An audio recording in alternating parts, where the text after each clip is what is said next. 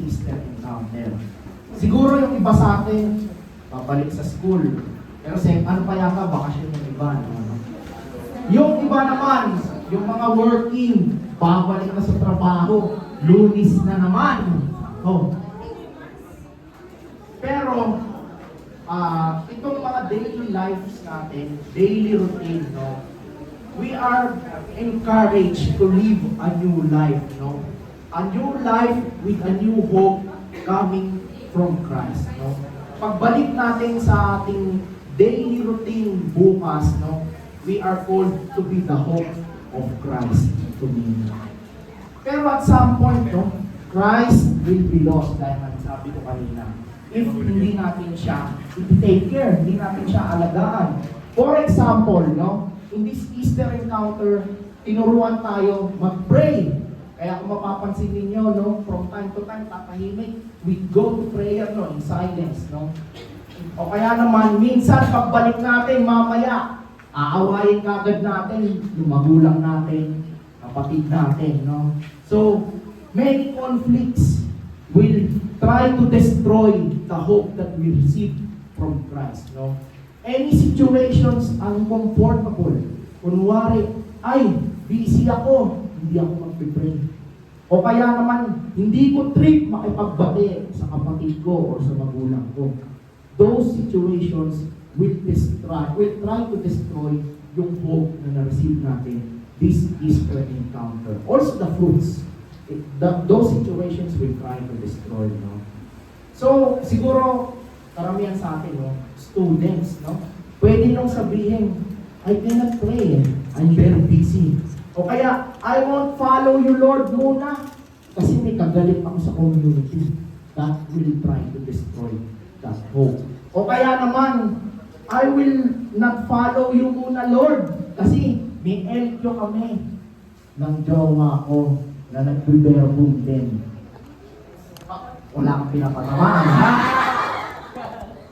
Okay. Those instances, no? So, you have to be wary of it, no? For many reasons, no? Sometimes you are asking God, no? Lord, could you take away all of these things from me so that I can continue? Lord, tanggalin mo yung teacher ko na maraming binibigyan assignment. Hindi na ako makapag-pray.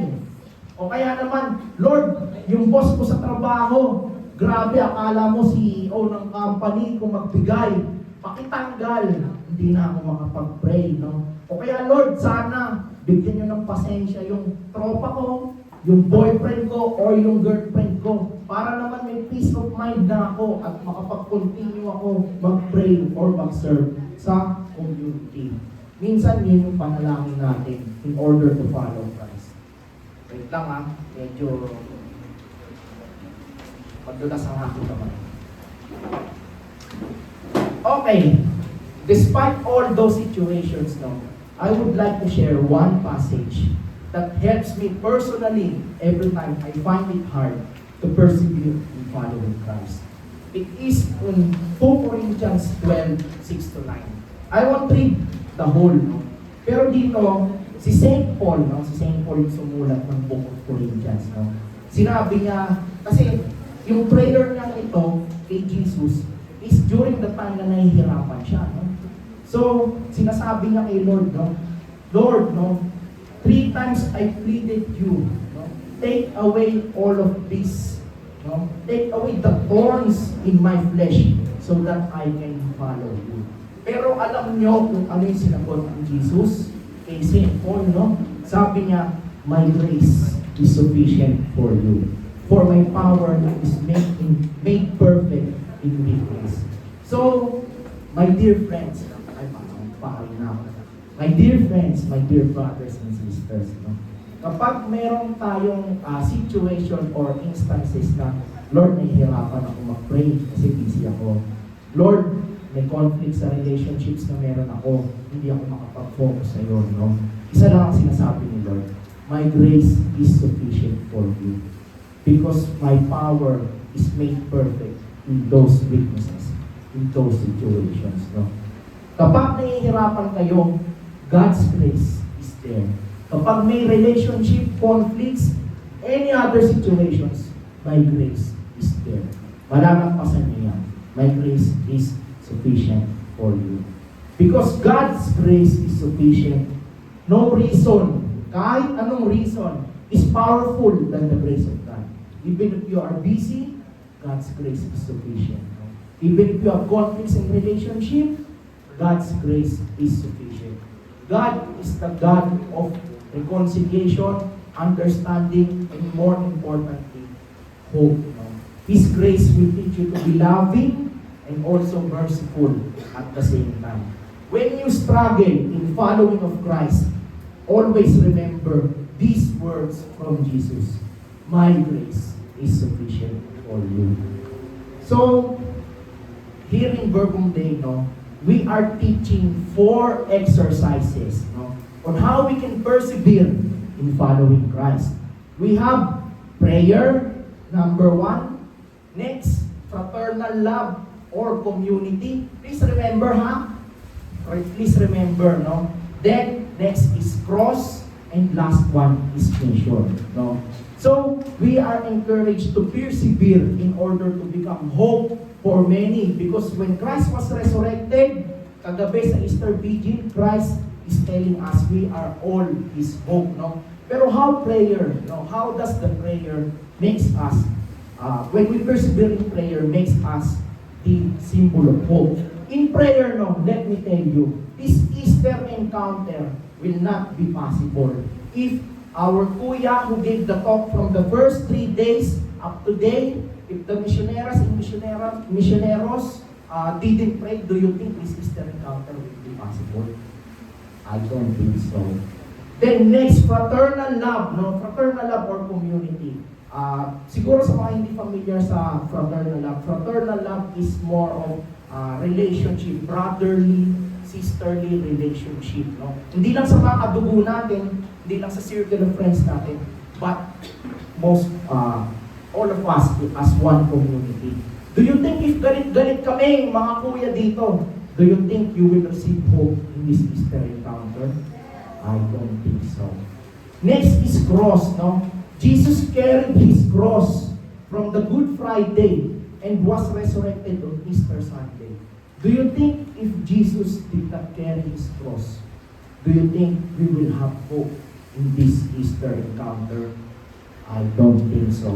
And lastly, the mission, This Easter encounter is a fruit of mission. So here, the ates and kuyas, tried our best to participate in this mission. So that at the end of Easter encounter, a new hope may spring in every one of us.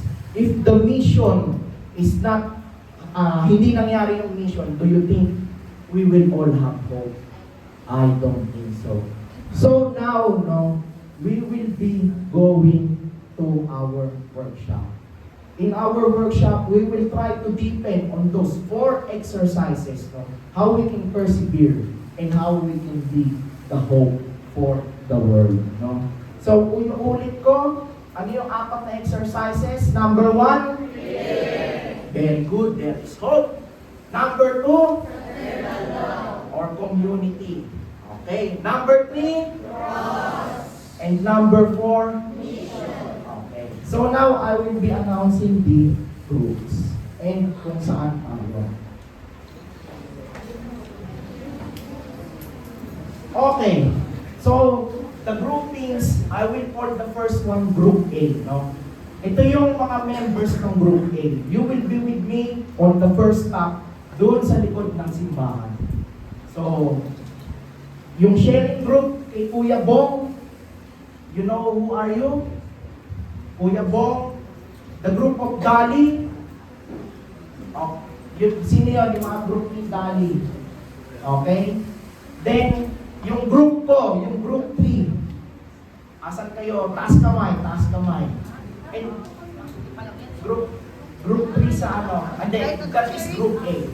Magkakasama to. And then last one, yung group ni Sister Angela. The sharing group, Sister Angela. Yan na pala. Okay. So, the 1, 2, 3, and 4, you will be group A. You will start with the prayer workshop. And one additional, JC, Kasi yung group 17, binuwag natin yung group 17 dahil so you will be with group A, okay? So, you will be with me on the back of chapel, ha? Back of the chapel. I think the mass is ongoing, no? We try to be, oh no, wala. Okay, we can be noisy there. Okay, group number 2 will stay here. So, it will be the Fraternal Love Community Workshop with Ate Sheila, no? So, the group B, I will call that group B, no? So, the group of Kuya Gabs, no? The group of Ate Sheila, dito kayo. And then, the group of Kuya L2. And then, last one is the group of Ate Dar. Okay? So, you will stay here sa ating conference room for the Fraternal Love Community Workshop. Next is yung sa dining. So, with vaccine, no? So, that is the cross workshop, no? So, sa baba sa dining, you will start, no? So, you will be yung group ni L1, yung group ni Sister Pris, yung group ni MJ, si Bokbok, and then yung group ni Sister Connie. Okay, maliwanag? Maliwanag ha, so far. Then last one with Ate Nika, so dun sa garden, hanap na lang kayo ng sino man, ayaw ni Ate Nika mainitan. No? Gusto nyo kay Mama Mary, kaya lang toasted siopaw tayo. So, important kasi dito sa workshop ng mission, dito natin dadalhin yung mga plans natin. Pero I encourage you to bring all your plans all the time during this workshop. No? Actually, hanggang sa makauwi. No? So, for the last group D, will be in the garden with Ate Nika. So, yung group ni Emiem, yung group ni Sister Lupita, yung group ni Justin Bartz, group ninyo, and yung last one si Ate Cass. So, yung group 17, kung mapapansin niyo, binuwag ko yan. Kasi maximum kasi na people per workshop is 24 at most. No? So, si Kim will be with group B. So, stay si Kim. Kim, so, you will be here, mag-start ka, sasamahan mo yung group B, yung mag-start kay Ate Sheila. And then, si Lucia, I think na culinary, yun, no? You will start sa dining, kay Maxine. So, you will start at the dining. So, I will bell, no? I will try to bell kapag ka-time na yung workshop, no? So, I think we can go na sa ating starting phase. So, before going to our workshop po, can you please bring your ball pen and writing materials? Kasi meron po kami ipapagawa. And also, babalik po tayo sa chapel. So, chapel at 10:45 para sa